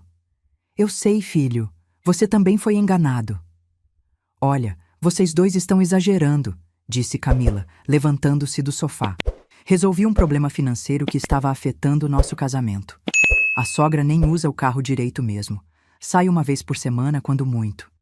Camila, você cometeu um crime, falei, mantendo a voz calma. Falsificação de documento é crime. Apropriação indébita é crime. Crime? Nossa, como vocês exageram. É questão de família. Ninguém vai chamar polícia por causa de uma questão de família. Foi nesse momento que eu percebi que Camila realmente não entendia a gravidade do que havia feito. Para ela, tudo era questão de família, e família deveria aceitar qualquer coisa em nome da harmonia. Camila, disse Rafael com uma voz que eu não reconhecia, você precisa devolver o carro da minha mãe. Agora. Devolver como? Eu já vendi e já gastei o dinheiro. Então você vai ter que encontrar uma forma de recuperar. Rafael, você está sendo ridículo. É sua mãe. Ela deveria entender nossa situação e nos ajudar ao invés de ficar criando problema. Criando problema? Rafael explodiu. Camila, você roubou o carro da minha mãe. Eu não roubei. Usei para resolver uma situação familiar. Nesse momento, peguei meu celular e comecei a discar um número. Quem a senhora está ligando? Perguntou Camila, com um tom de nervosismo na voz. Para a concessionária. Vou informar que meu carro foi vendido sem minha autorização e que quero recuperá-lo. Espera, sogra. Não precisa fazer isso. A gente pode resolver em família. Agora é em família? Quando você vendeu meu carro sem me perguntar, não era em família? Mas eu já expliquei. Era uma situação de emergência. Emergência era comprar bolsa e cosmético? Perguntou Rafael, com uma raiva que eu nunca tinha visto nele. Coloquei o telefone no viva-voz para que eles ouvissem a conversa. Automax Seminovos, bom dia. Bom dia, aqui é Vera Santana. Vocês têm um Honda Civic azul marinho, ano 2015, que foi vendido na semana passada. Sim, senhora, lembro da venda, um carro muito bem conservado. Pois bem, eu sou a proprietária desse carro e ele foi vendido sem minha autorização. Quero recuperá-lo. Houve uma pausa do outro lado da linha. Como assim sem autorização? A filha da senhora trouxe toda a documentação. Essa pessoa não é minha filha e minha assinatura foi falsificada. Tenho todos os documentos aqui comigo comprovando que sou a proprietária legal. Nossa, que situação! A senhora pode vir aqui para conversarmos pessoalmente? Estarei aí em 1 hora. Desliguei o telefone e olhei para Camila, que estava branca como um papel. Sogra, por favor, não vamos na concessionária. Isso vai ser muito constrangedor. Constrangedor para quem, Camila? Para todos nós. E se eles chamarem a polícia? Se chamarem, você terá que explicar por que falsificou minha assinatura. Rafael se aproximou de mim. Mãe, eu vou com a senhora. Preciso ver isso resolvido. E eu também vou, disse Camila rapidamente. Não posso deixar vocês falarem coisas erradas sobre mim. Coisas erradas? Camila, tudo o que vamos falar são fatos. Você quer ir junto para continuar mentindo? Durante o trajeto até a concessionária, no carro de Rafael, o silêncio era tenso. Camila tentou algumas vezes iniciar uma conversa para esclarecer melhor os fatos, mas nem eu nem Rafael respondemos. Quando chegamos à Automax, o vendedor que havia me atendido no domingo nos recebeu com uma expressão preocupada. A senhora é a dona Vera? Sou eu, esta é a pessoa que se passou por minha filha, disse, apontando para Camila. O vendedor olhou para Camila com uma expressão de reconhecimento. É verdade, foi ela quem trouxe a documentação. Disse que a mãe estava doente e não podia vir. Eu nunca estive doente de catarata, como ela alegou. E esta é minha assinatura verdadeira. Mostrei meu documento de identidade e alguns outros papéis com minha assinatura original. O vendedor comparou as assinaturas e balançou a cabeça. Realmente são muito diferentes. Isso é uma situação séria. Olha, disse Camila, tentando usar seu tom mais doce. Houve um mal-entendido mesmo. Mas somos família. Podemos resolver isso sem envolver terceiros. Senhora, disse o vendedor se dirigindo a mim. Se realmente houve falsificação de documento, precisamos resolver isso adequadamente. O carro ainda não foi vendido para nenhum cliente, então ainda está no nosso pátio. Ótimo. Quero recuperar meu veículo. Mas vai ser necessário estornar toda a transação. E a pessoa que trouxe o carro vai ter que devolver o dinheiro que recebeu. Todos olharam para Camila, que estava visivelmente nervosa. Quanto foi o valor da transação? Perguntei. 48 mil reais, que já foram pagos integralmente. Camila havia mentido até sobre o valor. Disse que conseguiu 45 mil, mas recebeu 48 mil. Camila, disse Rafael, você tem 48 mil reais para devolver? Eu não tenho tudo agora. Mas posso parcelar, posso dar um jeito. Como você vai dar um jeito? Com que dinheiro? O vendedor nos chamou para uma sala reservada. Vou ser honesto com vocês. Esta é uma situação que pode ter consequências legais sérias. Falsificação de documento é crime. Mas se conseguirmos resolver amigavelmente, sem precisar envolver autoridades... Eu quero meu carro de volta, falei com firmeza. E quero hoje. Mãe, disse Rafael, qual seria o procedimento? Eles devolvem o carro para mim, e ela devolve o dinheiro para eles, respondi olhando diretamente para Camila. Mas eu não tenho os 48 mil, ela exclamou. Então você vai ter que conseguir. Venda a bolsa que comprou, os cosméticos, a sapatilha, pegue empréstimo, financiamento, qualquer coisa. Sogra, por favor, sejamos razoáveis. Eu posso pagar parcelado ao longo de alguns meses. Camila, você vendeu meu carro sem autorização, falsificou minha assinatura, mentiu para mim, mentiu para meu filho, mentiu para o vendedor. Agora quer que eu seja razoável? Rafael se posicionou ao meu lado. Camila, você vai ter que resolver isso. Não sei como, mas vai. E se eu não conseguir? O vendedor respondeu. Se não conseguir devolver o valor, vamos ter que comunicar o fato às autoridades. Isso pode virar boletim de ocorrência por estelionato. Camila começou a chorar novamente, mas desta vez eram lágrimas de desespero real. Tá bom, eu vou dar um jeito no dinheiro, mas por favor, não chamem a polícia. Como você vai conseguir 48 mil reais? Perguntou Rafael. Eu vou pedir emprestado para os meus pais. Seus pais têm esse dinheiro? Eles podem emprestar, ou fazer um empréstimo no banco usando a casa deles como garantia. Rafael ficou indignado. Camila, você quer que seus pais hipotequem a casa para pagar sua burrada? É melhor do que ir preso. O vendedor interveio. Vou dar um prazo até amanhã ao meio-dia. Se até lá não trouxer o dinheiro, vou ter que tomar as medidas legais cabíveis. Saímos da concessionária com um prazo de 24 horas. Durante o trajeto de volta, Camila ficou no telefone com os pais, chorando e tentando explicar a situação. Pai, por favor, eu preciso de uma ajuda urgente. Não posso explicar por telefone. É sério, pai, pode dar cadeia. 48 mil. Eu sei que é muito, mas... Quando chegamos em casa, Rafael me chamou para uma conversa particular na cozinha. Mãe, eu não sabia de nada disso. Juro pela memória do meu pai que não sabia. Eu sei, filho. Você também foi vítima das mentiras dela. O que eu faço agora? Não posso continuar casado com uma pessoa assim. Essa decisão é sua, Rafael. Mas você precisa entender que sua esposa não apenas me roubou. Ela planejou tudo friamente. Não foi impulso, foi premeditação. Eu sei. E o pior é que ela não demonstra nenhum arrependimento real. Só está preocupada em não ser presa.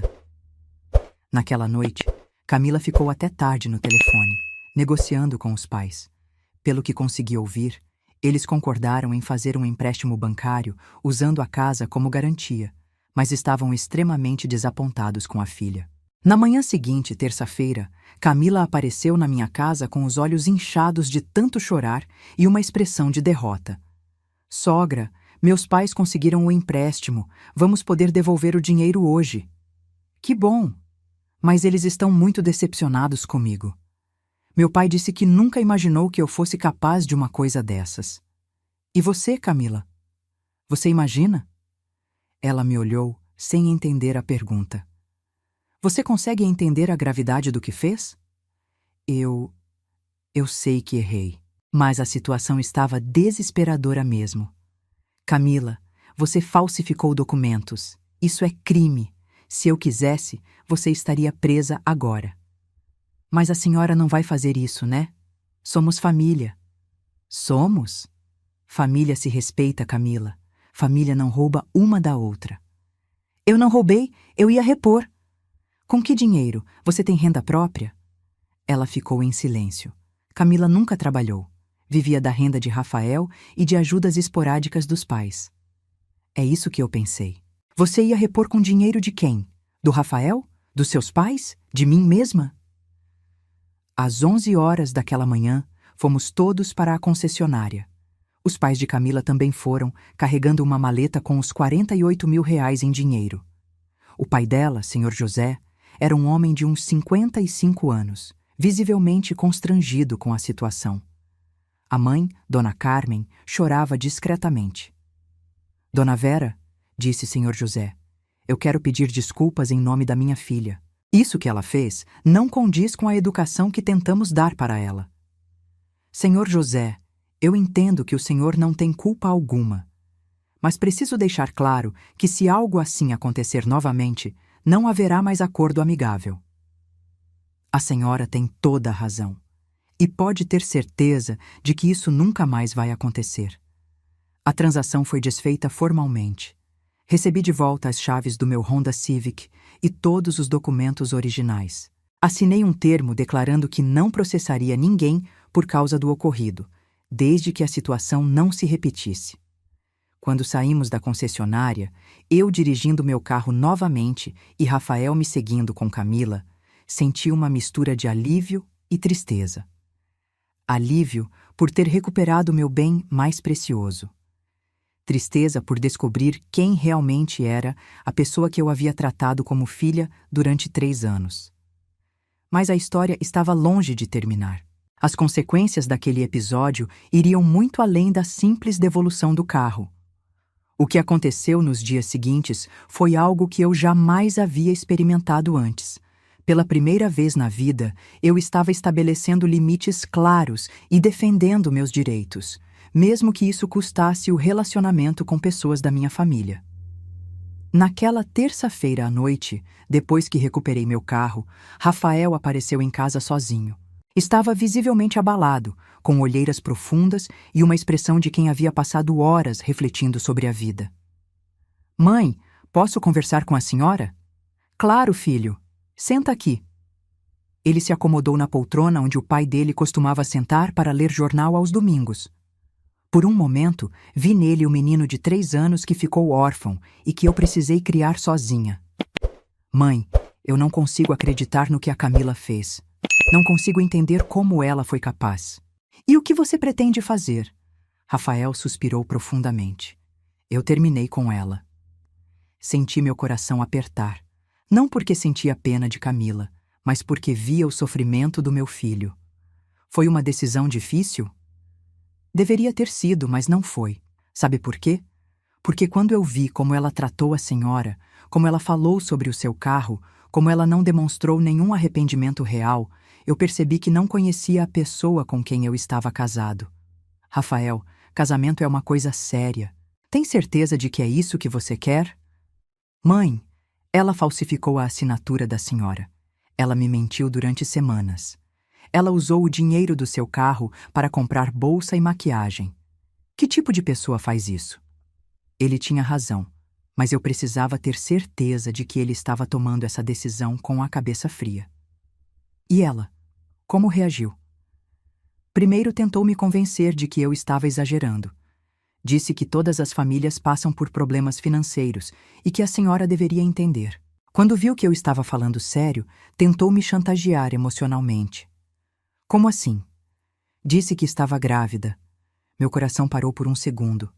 "E está?" "Não sei, e francamente não sei se importa. Sabe por quê? Porque mesmo que esteja, isso não justifica o que ela fez com a senhora. Era uma atitude madura vinda do meu filho. Ele estava priorizando o certo sobre o conveniente." "Onde você está morando agora?"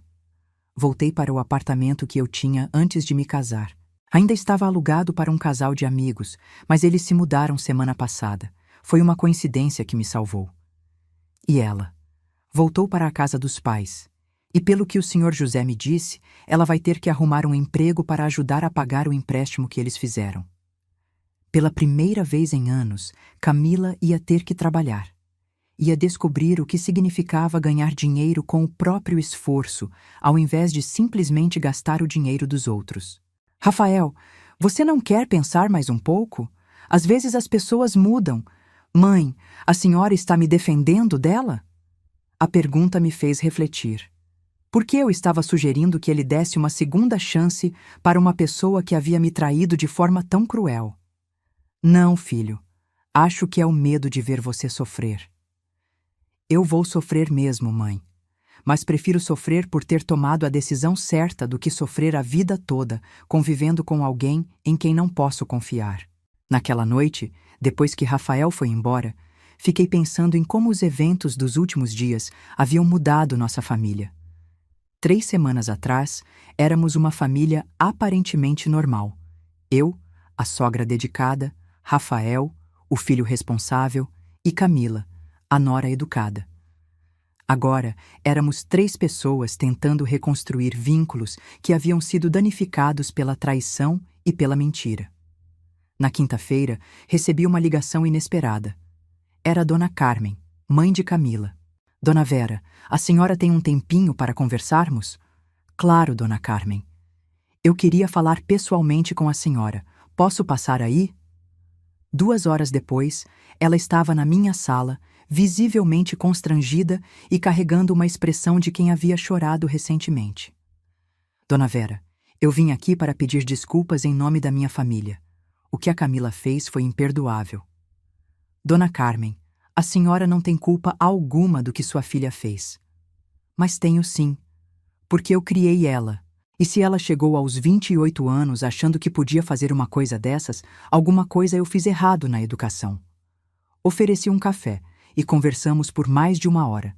Dona Carmen me contou coisas sobre Camila que eu desconhecia. Dona Vera, minha filha sempre foi muito mimada. Nós trabalhávamos muito, eu como costureira, meu marido na construção civil, e compensávamos a ausência dando tudo o que ela pedia. É natural dos pais quererem dar o melhor para os filhos. Mas tem diferença entre dar o melhor e dar tudo sem a criança merecer, né? A Camila nunca trabalhou na vida, nunca soube o que é ganhar dinheiro com o próprio esforço. E agora? Agora ela vai aprender. Já consegui um emprego para ela numa loja de roupas no centro. Não paga muito, mas vai ter que se virar. Dona Carmen também me revelou algo que me chocou. Dona Vera, as dívidas dela no cartão eram de mais de R$50 mil, não os 30 mil que ela primeiro confessou para o Rafael. Como assim? Ela mentiu até sobre isso. Ela devia R$52 mil em 3 cartões diferentes. Usou o dinheiro do carro da senhora para quitar uma parte, mas ainda deve mais de 10 mil. Camila havia mentido até sobre o valor das próprias dívidas. E o pior, ela ainda estava endividada, mesmo depois de roubar meu carro. E essas dívidas eram de quê? Roupas, sapatos, bolsas, tratamentos de beleza, restaurantes caros. Ela vivia como se fosse rica, sem ter um centavo de renda própria. Quando Dona Carmen foi embora, eu fiquei com uma sensação estranha. Por um lado, sentia pena da mulher que havia criado uma filha irresponsável e agora estava pagando as consequências. Por outro lado, entendia que era necessário que Camila enfrentasse as consequências dos próprios atos. No sábado, 1 semana depois de ter recuperado meu carro, estava na garagem lavando-o quando recebi uma visita inesperada. Era Camila. Oi, sogra. Camila, o que você quer? Posso entrar? Queria conversar com a senhora. Hesitei por um momento, mas deixei que ela entrasse. Fomos para a sala e percebi imediatamente que ela estava diferente.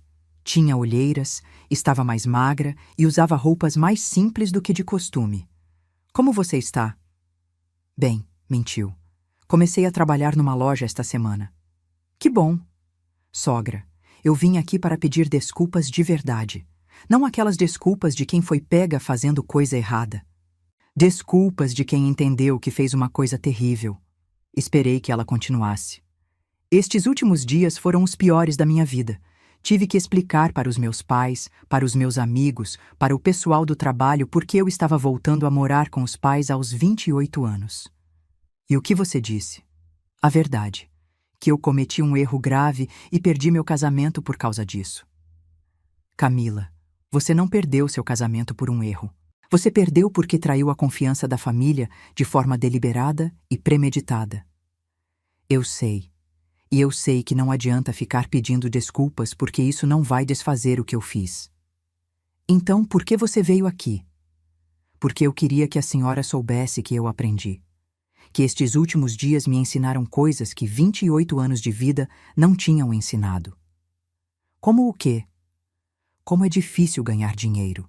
No meu primeiro dia de trabalho, fiquei 8 horas em pé vendendo roupas e ganhei R$90. R$90, sogra. Eu gastava isso em um almoço. E o que você sentiu? Vergonha. Vergonha de ter usado 48 mil reais que a senhora economizou durante 2 anos para comprar coisas supérfluas que nem preciso mais usar. Pela primeira vez, Camila estava demonstrando um arrependimento que parecia genuíno. Camila, eu aceito suas desculpas, mas quero deixar claro que nossa relação mudou para sempre. Eu entendo. Você não é mais minha nora. Você é a ex-esposa do meu filho. E se um dia o Rafael decidir te dar uma segunda chance, você vai ter que conquistar minha confiança novamente. E será possível? Não sei. Vai depender das suas atitudes a partir de agora. Ela se levantou para ir embora, mas antes de sair perguntou: Sogra, posso fazer uma pergunta? Pode. Por que a senhora não me processou? Tinha direito. A pergunta me fez pensar por alguns segundos. Porque eu não queria que a justiça resolvesse algo que era da nossa família, mas principalmente porque eu queria que você aprendesse as consequências dos seus atos de forma natural, não por imposição legal. E eu aprendi. Veremos. Depois que ela saiu, fiquei pensando se havia tomado a decisão certa. Talvez um processo criminal ensinasse melhor sobre responsabilidade. Mas, por outro lado, as consequências naturais dos atos de Camila estavam sendo bem eficazes. Perdeu o marido, perdeu a independência, teve que voltar a morar com os pais e teve que aprender a trabalhar. Uma semana depois, Rafael me contou que havia recebido os papéis do divórcio. Camila não havia contestado e o processo estava correndo rapidamente. Como você está se sentindo? Perguntei. Aliviado, respondeu sem hesitar. Sabe qual foi a melhor parte de tudo isso? Qual? Descobrir que minha mãe é uma mulher muito mais forte do que eu imaginava. Como assim? Mãe, a forma como a senhora lidou com toda essa situação me ensinou muito. A senhora não gritou, não fez escândalo, não ficou se vitimizando. A senhora simplesmente foi atrás dos seus direitos e recuperou o que era seu. Filho, eu aprendi isso da vida. Quando você tem que criar um filho sozinha, aprende que chorar não resolve problemas. Agir resolve. E eu aprendi que casei com uma pessoa que nunca teve que resolver problemas na vida. Por isso, ela achou que podia resolver os dela usando os outros. 2 meses depois, Rafael me contou que Camila havia conseguido um emprego melhor, numa empresa de contabilidade, e estava aos poucos pagando suas dívidas com o próprio salário. Ela amadureceu? Perguntei. Parece que sim, mas isso não muda nada entre nós. Confiança quebrada é difícil de recuperar. E você? Tem planos de se relacionar com alguém novamente? Mãe, eu preciso aprender a escolher melhor. Desta vez, vou dar valor a características como honestidade e responsabilidade, não apenas beleza e charme. Hoje, 6 meses depois de tudo o que aconteceu, posso dizer que nossa família saiu fortalecida da situação. Não porque foi fácil, mas porque enfrentamos uma traição de frente e estabelecemos limites claros sobre o que é aceitável e o que não é. Meu Honda Civic azul marinho continua na minha garagem, mas agora ele representa mais do que um meio de transporte. Ele é o símbolo de que eu não permito que ninguém desrespeite meu esforço e minha dignidade. E a lição mais importante que ficou? Que família não é sobre aceitar qualquer comportamento em nome do amor. Família é sobre respeito mútuo, honestidade e responsabilidade. Quem não consegue oferecer isso não merece ser considerado família, independente de quantos documentos oficiais digam o contrário. Hoje, 1 ano após aquela segunda-feira em que descobri que meu carro havia desaparecido, estou aqui dirigindo pelas ruas da cidade com uma sensação de liberdade que há muito tempo não experimentava. Não é apenas a liberdade de ir e vir que o carro me proporciona. É a liberdade de uma mulher que aprendeu a se valorizar e a estabelecer limites saudáveis em todos os seus relacionamentos. Meu Honda Civic azul marinho está impecável. Depois de recuperá-lo, fiz questão de levá-lo para uma revisão completa, troquei os pneus, fiz enceramento especial na pintura. Não porque precisasse, mas porque queria celebrar o fato de tê-lo de volta.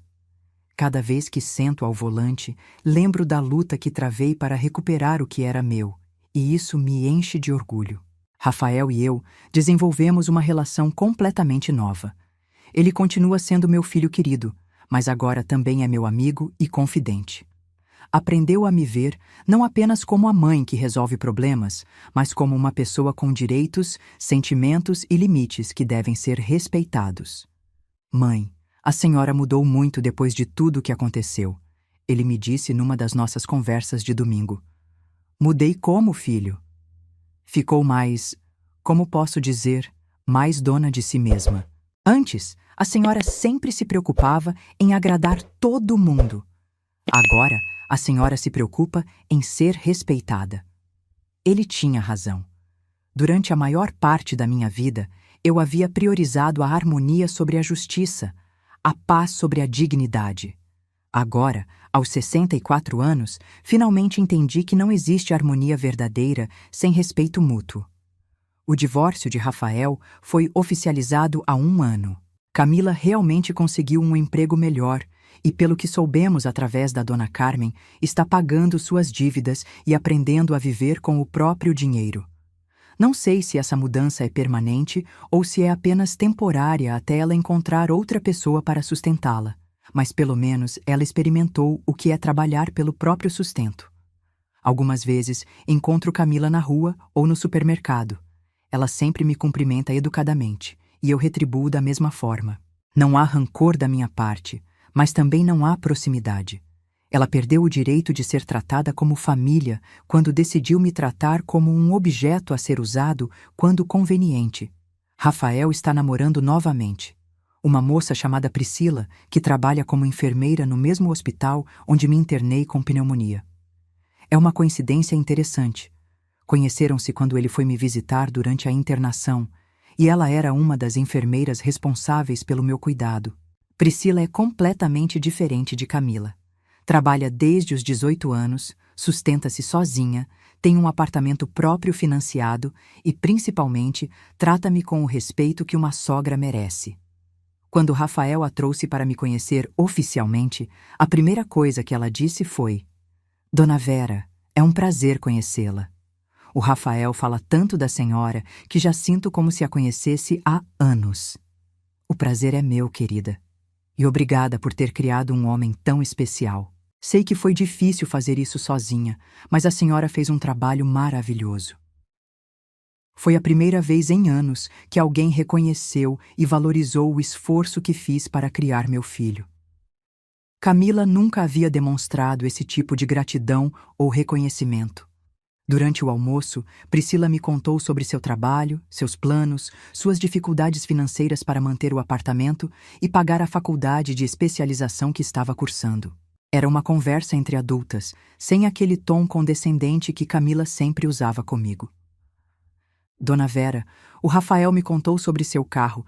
Que história terrível, mas admiro muito a forma como a senhora resolveu a situação. Obrigada, querida. Eu também tenho um carro financiado. É um Onix pequenininho, mas é meu e eu sei o esforço que fiz para conseguir. Se alguém fizesse comigo o que fizeram com a senhora, o que você faria? Exatamente o que a senhora fez. Ia atrás dos meus direitos e não deixaria passar em branco. Era refreshing ouvir isso de uma jovem de 25 anos. Priscila entendia o valor do trabalho e do esforço pessoal. Diferentemente de Camila, que aos 28 anos ainda achava que tudo na vida deveria ser dado gratuitamente. Algumas semanas depois daquele almoço, Rafael me procurou para uma conversa séria. Mãe, eu queria pedir uma coisa para a senhora.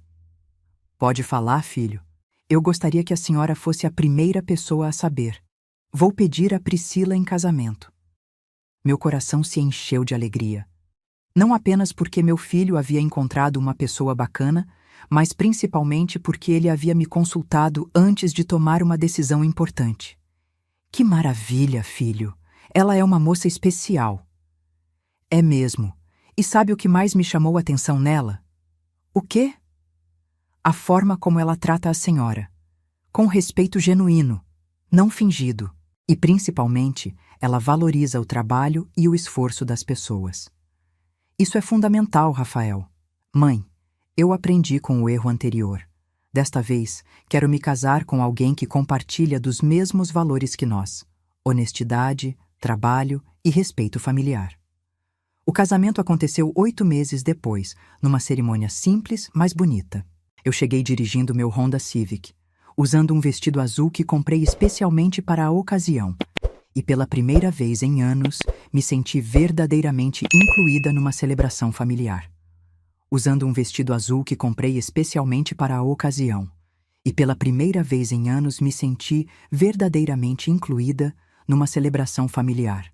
Durante a festa, Priscila fez questão de me sentar na mesa principal, ao lado dos pais dela. Na hora dos discursos, ela mencionou meu nome com carinho. Quero agradecer especialmente a Dona Vera, que criou o homem maravilhoso com quem estou me casando hoje. Foi um reconhecimento público que me emocionou profundamente. Não porque eu precisava de reconhecimento, mas porque finalmente estava sendo vista como parte importante da família, não como um acessório tolerado.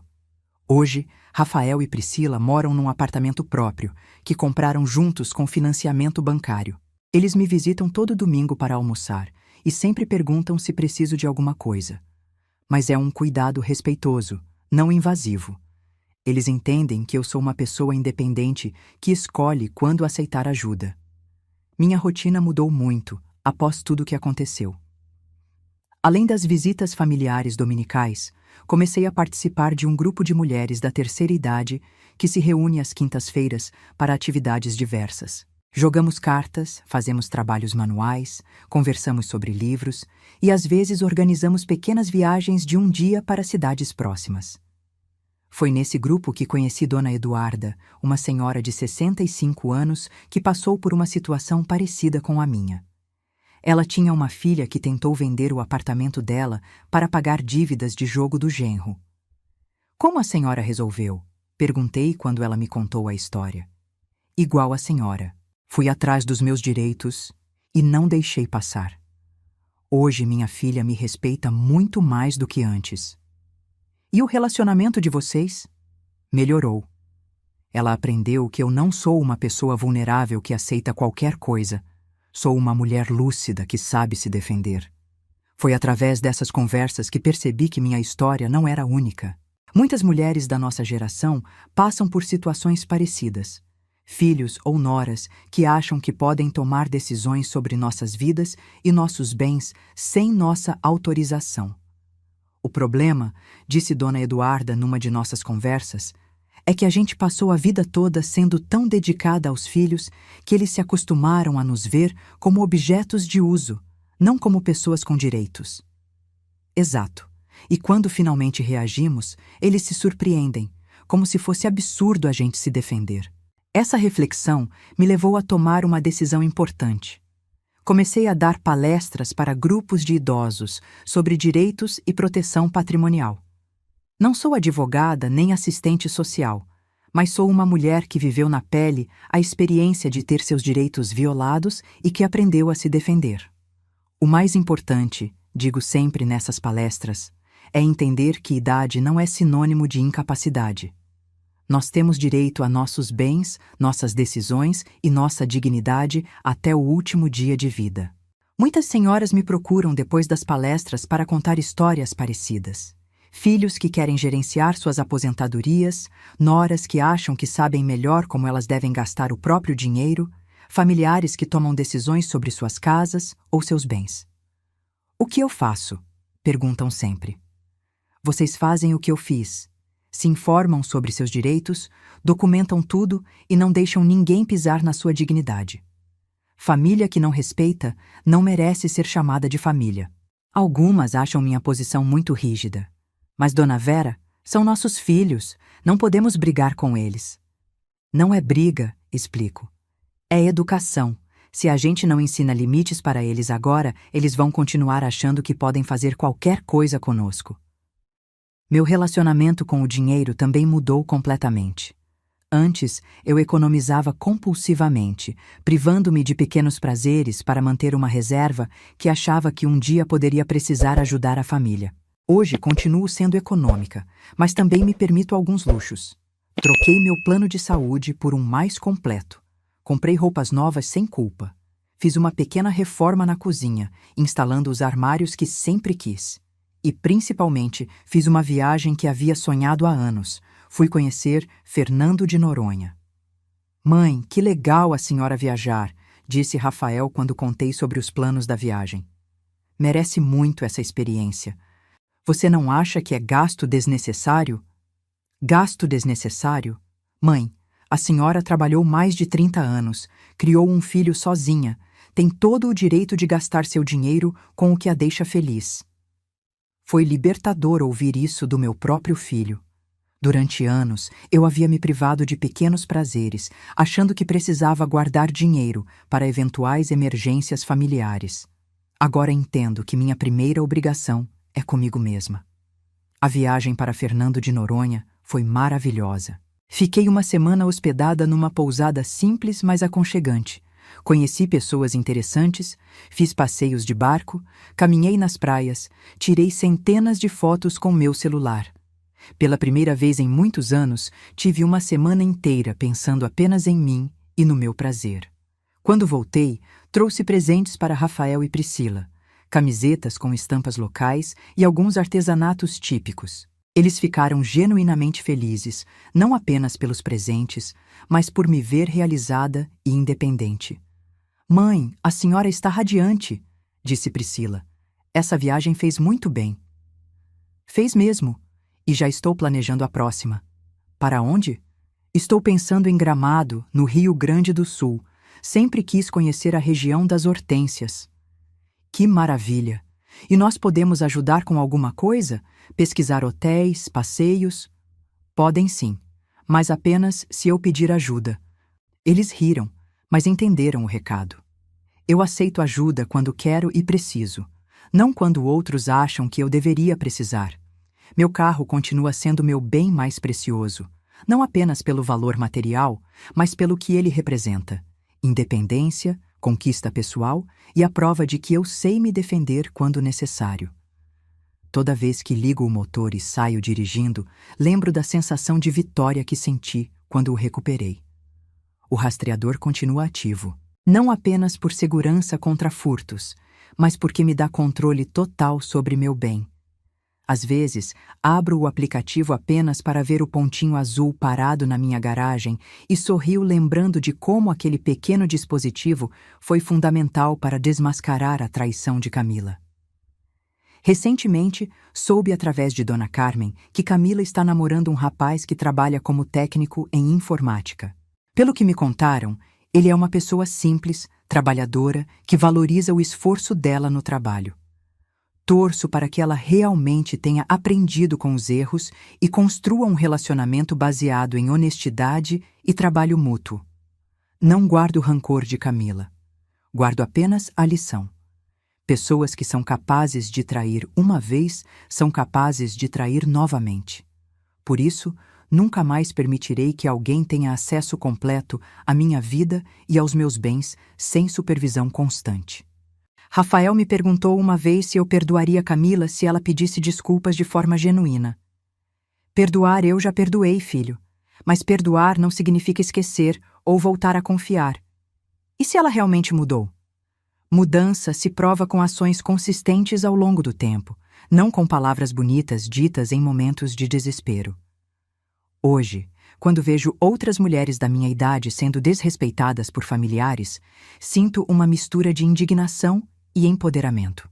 Indignação, porque sei que isso não deveria acontecer com nenhuma de nós. Empoderamento, porque sei que é possível reagir e recuperar nossa dignidade. A idade nos dá experiência, digo sempre nas minhas palestras, mas não nos obriga a aceitar desrespeito.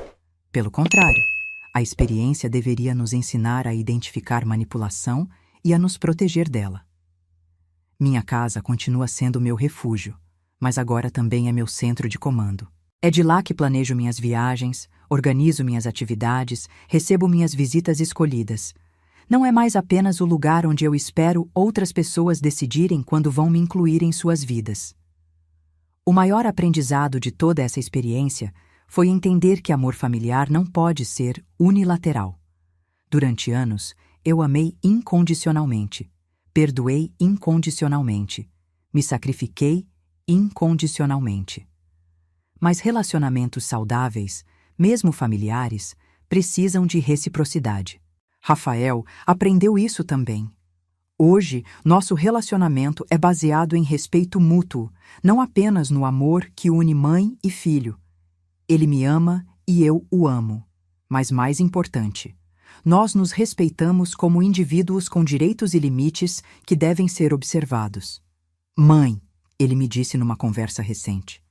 Obrigado por ter me ensinado essa lição, mesmo que tenha sido da forma mais difícil. Que lição? Que amar alguém não significa permitir que essa pessoa nos desrespeite. E que ser família não é uma carta branca para fazer qualquer coisa. Quando reflito sobre tudo o que aconteceu neste último ano, percebo que aquela pneumonia que me levou ao hospital foi uma bênção disfarçada. Se eu não tivesse ficado internada, talvez nunca descobrisse o tipo de pessoa que Camila realmente era. Talvez continuasse sendo enganada e desrespeitada por anos. A traição doeu, é claro, mas me libertou de uma relação tóxica e me ensinou a valorizar relacionamentos baseados em respeito e honestidade. Hoje, dirigindo meu Honda Civic pelas ruas desta cidade que me viu nascer e crescer, sinto-me completa de uma forma que nunca havia experimentado antes. Não é a completude de quem tem tudo, mas a completude de quem sabe se valorizar e se proteger. Aos 64 anos, finalmente aprendi que dignidade não se negocia, respeito não se implora e amor verdadeiro nunca vem acompanhado de humilhação. São lições que chegaram tarde na minha vida, mas ainda em tempo de me fazer uma mulher mais forte e mais feliz. E se tem uma coisa que quero deixar para todas as mulheres que passam por situações parecidas, é esta: nunca é tarde para reagir. Nunca é tarde para estabelecer limites. Nunca é tarde para escolher a dignidade sobre a conveniência. Meu nome é Vera, tenho 62 anos, dirijo meu próprio carro e sou dona da minha própria vida. E isso ninguém mais vai tirar de mim. Se essa história tocou seu coração, deixe seu like, se inscreva no canal, comente aqui embaixo de que cidade você é e me responda. No meu lugar, o que você faria? Sua mensagem pode alegrar o dia de alguém.